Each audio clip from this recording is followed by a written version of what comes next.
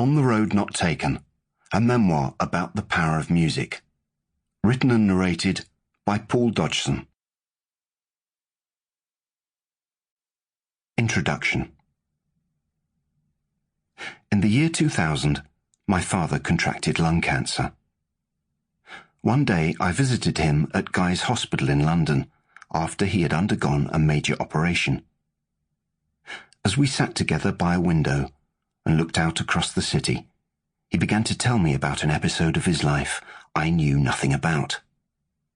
It was the late 1940s, and he had recently qualified as an engineer with a love of mechanics and a passion for inventing new machines. He spent 18 months in the city, employed by a Norwegian entrepreneur, designing a fabric printing press they hoped would revolutionize the clothing industry. As he spoke, it was as if his city came to life. I could see the bomb sites, feel the thick London smog, and I sensed his frustration at the machine that never quite worked. And that is when I realized how little I really knew about his life. Dad died soon afterwards, and his stories died with him. He had never written them down. That is when I began to write stories from my own life and became interested in learning how other people had written theirs. One thing is certain: this is my story, told from my point of view. So to anyone else involved who sees it differently, I apologize. Most of all, I realize this is a story, not a dry record of the facts. This means the past has been edited, significant events left out, and others illuminated by research. Real life is often a messy thing that we might wish to be more like a story that adheres to a structure and resolves at the end.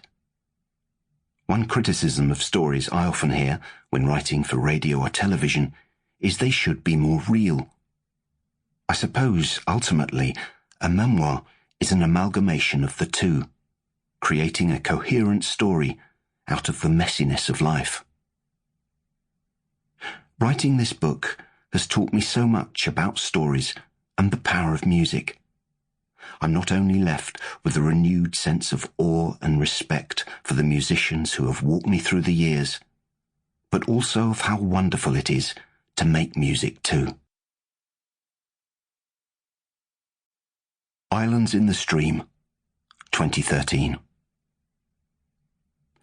On a luminous evening in May, I take to the road, heading up country from Hewtown to Carnweathers, stopping to watch swallows cut through the air over an abandoned flower field, the birds swooping low over untidy rows of daffodil stalks.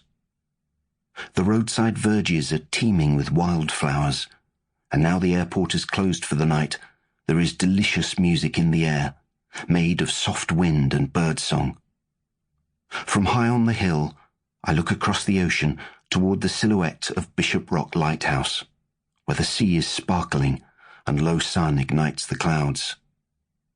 For the last few years, I've been coming to the Isles of Scilly on short teaching assignments, and I love this place.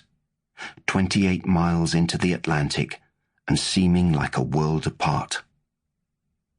There are friends here, and tonight I'm headed for a party to mark 2 of them going away.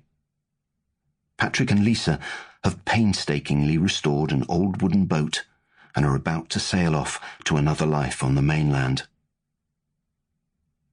When I arrive, everyone is in the conservatory on the side of the house, so I let myself in, locate the booze table, and open a beer. I'm busy catching up when Lisa calls us to order. In Ireland, when we have a party, everyone sings a song, so I'll begin. And she does, with an Irish folk song that's unaccompanied, fragile and beautiful. No ornamentation in her voice, just a tune that carries the words, and the words tell a story. Others follow her lead. The owner of a guest house in town picks up a guitar and sings a few songs. They're simple and lovely, each new song a celebration. The music binds us together, Sample complete. Ready to continue?